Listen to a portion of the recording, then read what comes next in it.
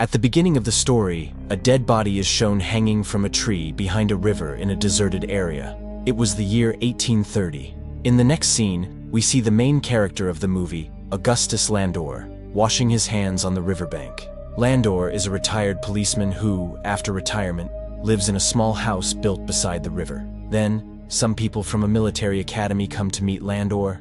Actually, the dead body shown at the beginning of the movie belonged to a student of that academy, and they wanted Landor to investigate the case. Landor had solved many complicated cases during his time in the police force, which earned him great respect from the top officials of the city. Because of this, the captain of the academy personally came to his house to pick him up. After reaching the academy's office, the captain praises Landor, saying that the governor himself has decided to bring Landor in to solve the case. Although Landor was a very successful policeman, in the past few years, he had faced a mountain of sorrow in his personal life. His wife had died 3 years ago, and his daughter had run away from home with someone. Because of this, he began to feel very lonely. Due to his loneliness, Landor started drinking and became dependent on alcohol. The colonel was already aware of the problems in Landor's personal life, so he felt uneasy about giving him such a big responsibility in this difficult situation. However, putting his personal problems aside, Landor asks the colonel the reason for calling him there. The colonel tells him that a student of the academy named Fry had committed suicide the night before, but that wasn't what was troubling the colonel and the captain. The real problem was that when Fry's body was brought to the hospital, someone had removed his heart from his chest. After this, the colonel takes Landor to the hospital where Fry's body is kept. Dr. Marquise, who is examining the body, explains to Landor how an unknown criminal had cut open the chest with a knife and cleanly removed the heart. Removing a heart from a person's chest is not an easy task. Landor asks the doctor whether a normal person could do this, or if it requires a surgeon. The doctor replies that if someone has knowledge of the human body, they could also remove the heart, so being a surgeon isn't necessary. After that, Landor first goes to the spot where Fry had committed suicide. There, along with the captain, is the soldier who first discovered Fry's body. When Landor questions the soldier, he says that while patrolling the area last night, he heard someone screaming. When he followed the sound, he found Fry's body hanging from a tree. The soldier further says that Fry was hanged last night, but his feet were still touching the ground. Hearing this, Landor asks him if he saw anyone else nearby. The soldier replies, "No." Landor then smiles and tells him he can leave. After this, Landor and the captain return to the hospital. Landor examines the body himself and discovers a deep wound on the back of Fry's head. He also finds injuries on Fry's hands, which were probably caused when he tried to free himself while being hanged. From this, it can be assumed that Fry didn't kill himself, but someone forcibly hung him on the tree. Meanwhile, the doctor arrives. When Landor and the doctor look at the injury on Fry's head, the doctor is surprised that he didn't notice such a serious wound before. Then, Landor and the doctor open Fry's clenched fist and find a piece of paper inside with some letters written on it. The doctor is shocked that such important information had escaped his attention. The paper Landor found could be a big clue. He takes the letter and prepares to leave, but the captain stops him. The captain asks Landor to investigate the case secretly. He doesn't want the academy's reputation to be ruined because of Fry's murder. He also strictly warns Landor not to drink any alcohol until the case is solved. Landor had already become infamous in the city as a drunkard. After agreeing to all of the captain's conditions, Landor begins his investigation. He returns to the place where Fry's body was found and starts searching for clues. While investigating, a student from the academy shows up. The cadet's name is Edgar. Edgar tells Landor that he has also been trying to investigate Fry's case in his own way, and he believes that Fry's killer is a poet. Saying this, he leaves. Later, Landor questions the constable who was guarding Fry's body in the hospital when the heart was stolen. The constable tells Landor that he was on duty until 2:30 a.m. At that time, an officer came and discharged him. However, because it was dark, the constable couldn't see the officer's face. Landor is surprised to hear this. The constable also mentions something strange. He noticed that the officer didn't have a rank badge on his shoulder, which is normally a matter of shame for any officer. This makes Landor even more puzzled, so he goes to a bar to calm his mind. Landor knew the bartender, Patsy, very well. Today, Patsy was feeling a bit upset. When Landor asks her the reason for her worry, Patsy tells him that she knew Fry very well and is very saddened by his death. She adds that only a few special people in the academy knew about Fry's death. Landor is surprised and asks Patsy how she came to know about the incident. Patsy points to a man sitting in the bar. Landor sees that it's none other than Edgar, the same person who had told him that Fry's murderer was a poet. Landor asks Edgar why he said that. Edgar, in his poetic style, says that only a poet could think of committing a crime like stealing someone's heart. He adds that he himself is a poet, so he knows how a poet thinks. Landor realizes that Edgar is speaking under the influence of alcohol. As Landor is about to leave, Edgar stops and tells him a secret. Some time ago, Fry had a fight with his roommate, but no one knows what the fight was about. The next day, Landor and the captain bring in 2 soldiers for questioning. One of them was Fry's roommate. Landor asks him about the fight between him and Fry. The roommate replies that there was never a serious fight between them. He says that Fry had fallen into bad company, and he was only trying to guide him back onto the right path. They had a small argument about this. However, Fry's roommate didn't know who those bad friends were. Fry never shared their names with him. Landor takes his statement and allows him to return to his room. After this, they question another soldier named Stoddard, who was the last person to meet Fry before his death. When Landor asks him about Fry, Stoddard says that Fry was in a hurry that night and was sneaking away from the officers. Fry didn't tell him where he was going. He only said that he had some important work. While Stoddard was telling this, his face turned pale, which made Landor suspicious of him. At that time, Stoddard wasn't feeling well, so Landor gave him permission to leave. Just then, an officer brings a message for the captain. It said that someone had taken out the hearts of a cow and a goat the night before.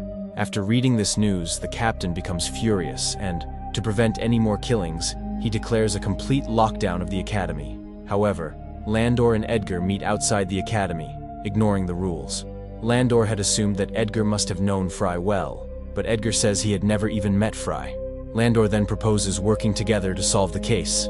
Edgar immediately agrees. After that, Landor gives him the letter found in Fry's hand and asks him to try to understand and complete the incomplete words written in it, then leaves. That night, Edgar visits Landor's house and tells him he has decoded part of the letter. According to the letter, the killer had written it himself and invited Fry to the place where he would be killed, under the pretense of some important work. This clearly meant that Fry knew the killer well. That's why he agreed to meet without hesitation. Landor is very impressed by Edgar's observation, but there were still some incomplete parts in the letter, so Landor and Edgar work together to decode them. After trying for a long time, they conclude that the person who sent the letter was likely a woman. They believe that a young boy would only leave the academy at such a late hour for a woman. Edgar tells Landor that if the killer is a woman, then he might have seen her before. Edgar then shares a secret about his life. He says that his mother died 20 years ago, but her spirit still talks to him. She recites poems to him every night, which Edgar writes in his diary. One morning he wrote a poem about a sad girl who had committed a crime. That same morning, Edgar saw a girl outside his window who looked exactly like the one described in the poem. That's why Edgar thought that the girl might be the killer. He says he only saw the girl once. However, all of this sounds unbelievable to Landor, and he begins to think that Edgar is mad. Later that night, while Landor is in the arms of the bartender Patsy, he asks her about Edgar. Patsy tells him that Edgar is a good boy, and he has no one in this world. That's why he feels his mother's presence in everything, just to feel like she's still with him. Hearing this, Landor feels very sorry for Edgar, because he understands what it's like to be alone in the world. The next day, while Landor is investigating something at the hospital, a thought strikes him. Why would someone want to keep another person's heart?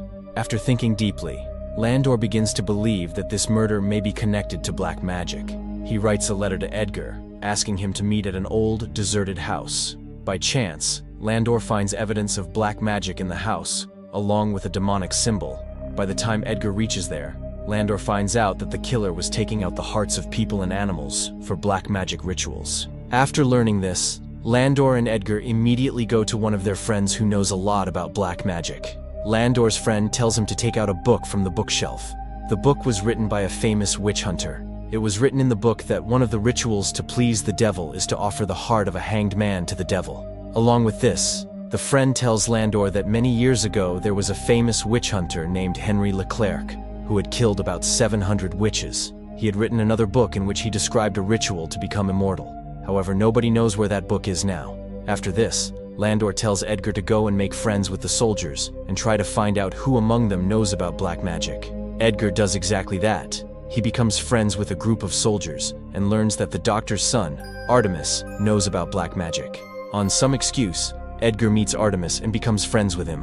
One day, Artemis invites Edgar to a party. Edgar tells everything to Landor as well. From then on, Landor and Edgar start investigating Artemis together.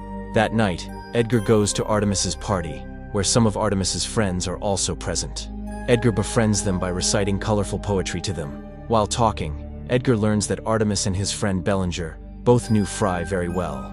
He also finds out that Fry was in love with Artemis's sister, but she betrayed him in love. On the other hand, while Landor was sleeping, he heard someone crying. When he gets closer, he sees his own daughter crying there. She was crying a lot, but she disappeared the very next moment. Landor becomes very upset and starts crying, remembering his daughter. Since the separation from his daughter, such emotional incidents had become common for Landor. The next morning, during Fry's funeral, Fry's mother comes to Landor and gives him Fry's diary, hoping it would help with the investigation. Everything inside the diary was written in a secret code. Understanding what was written in it was not an easy task, but Landor starts trying to decode it. Meanwhile, Edgar becomes friends with Artemis's sister, Leah, the same girl he had seen outside his window the morning he was writing the poem his mother told him. Edgar invites Leah to meet him at a deserted place so that he can investigate her. But after seeing Leah's beauty and innocence, Edgar himself falls in love with her. Suddenly, Leah starts suffering from epilepsy.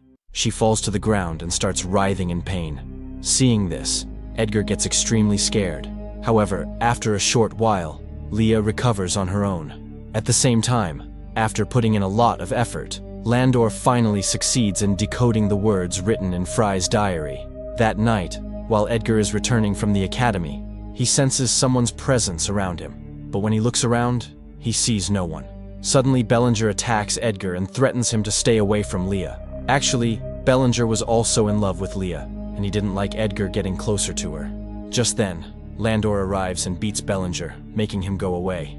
Edgar becomes very angry and tells Landor that if Bellinger comes between him and Leah again, he will kill him. Landor somehow calms Edgar down and explains things to him. The next morning, Landor hears from the captain that Bellinger has disappeared.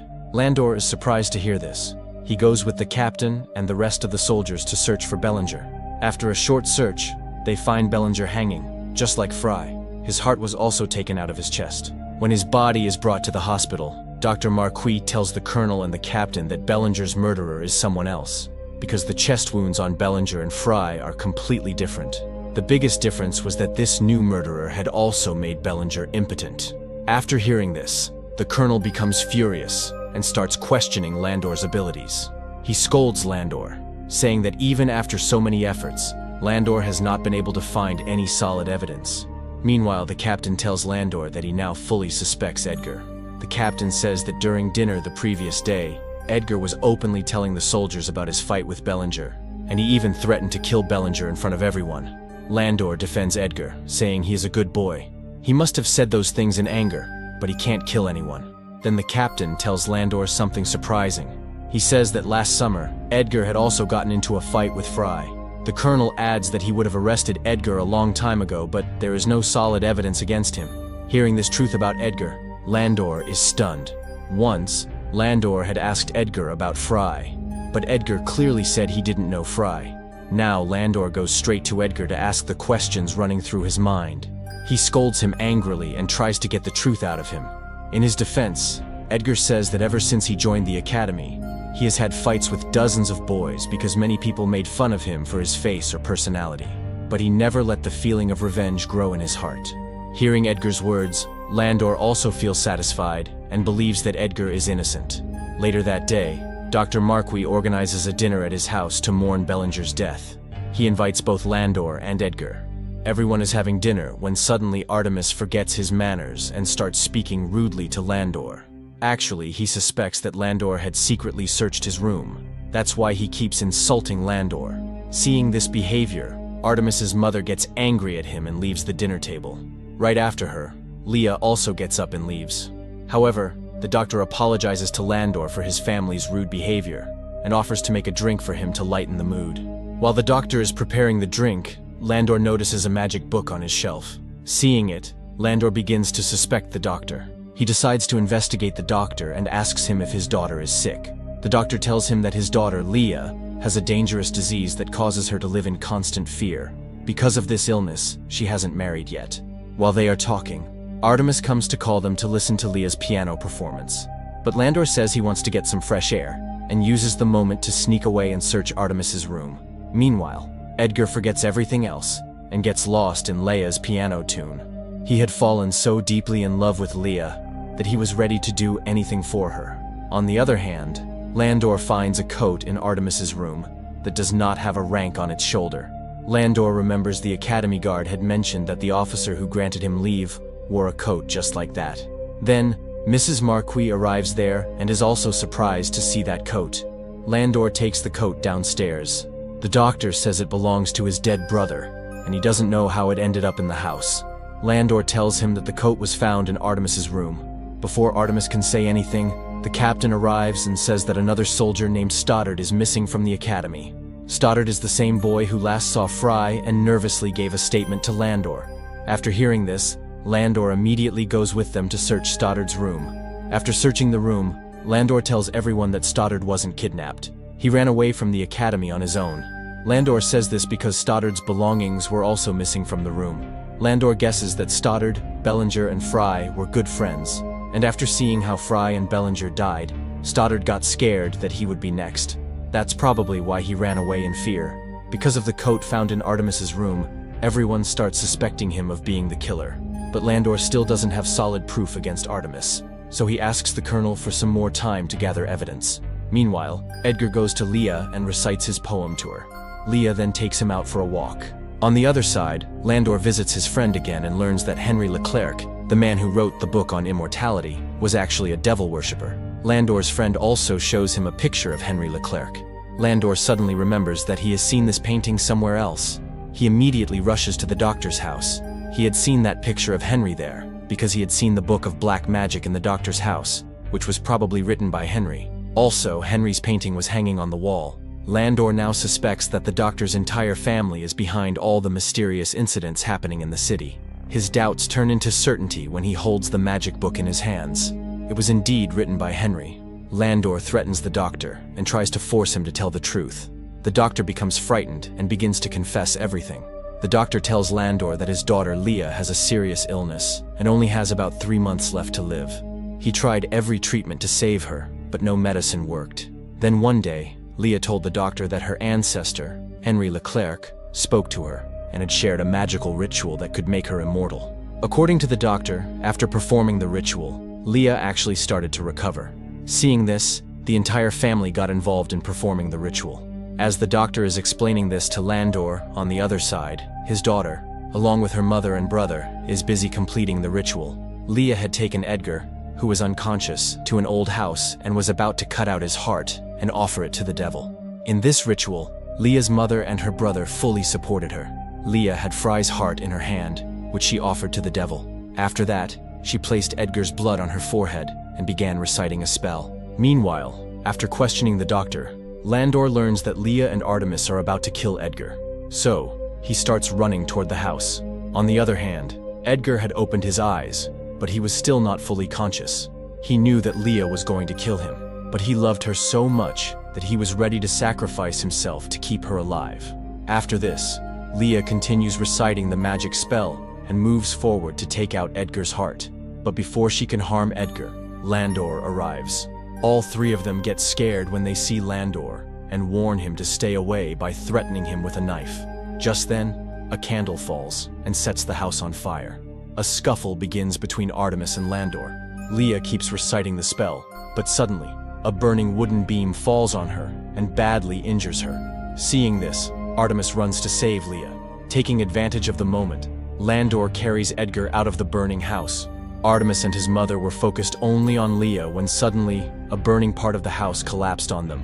Landor manages to save the doctor's wife, but Leah and Artemis are burned to ashes. Seeing Leah die, Edgar is deeply shocked. After this, Edgar is admitted to the Academy Hospital safely.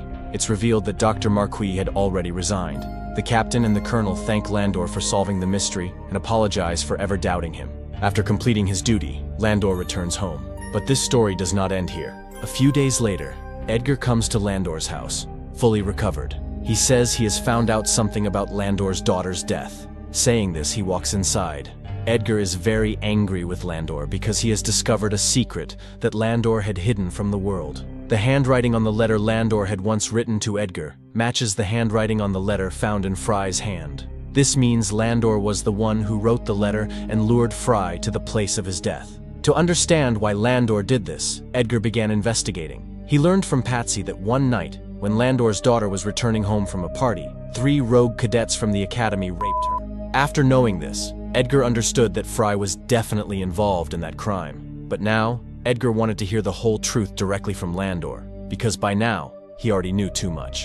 So, Landor began telling him everything. Actually, Landor's daughter hadn't run away with anyone. Because of the terrible crime committed against her, she had taken her own life by jumping off a mountain. To get revenge, Landor had been secretly looking for the culprits. He had already received Fry's locket from his daughter, so Landor knew that Fry was one of the 3. To kill Fry, he wrote a letter in Patsy's name and called Fry out of the academy. Then, Landor knocked him unconscious with his weapon and later hanged him from a tree. He had also asked Fry for the names of the other 2 boys, but Fry didn't reveal anything. Then, Landor heard someone approaching and he had to run away. Landor was lucky because that same night, the doctor had taken out Fry's heart for a black magic ritual. It felt as though even God was helping Landor in punishing his daughter's rapists. Even the colonel had chosen Landor to investigate Fry's death. Landor took advantage of that and claimed it was a case of black magic to hide his own crime. He then worked to frame the doctor's family, who were already obsessed with superstition.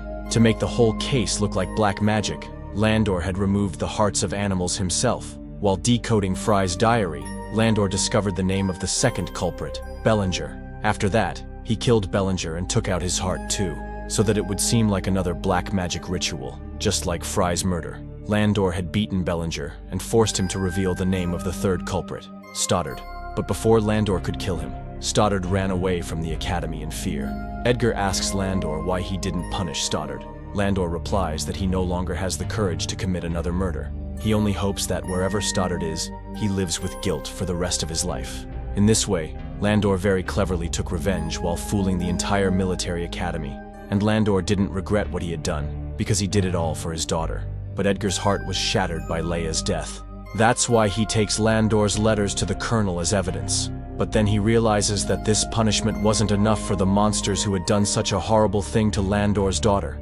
Thinking this, Edgar burns the evidence. After all this, Landor had nothing left, except the memories of his daughter. That's why, in the end, he goes to stand at the top of the mountain to reunite with his family. Friends, if you liked this video and got lost in the story while watching, then please subscribe to support us, so we can keep bringing you more videos like this. Thanks for watching.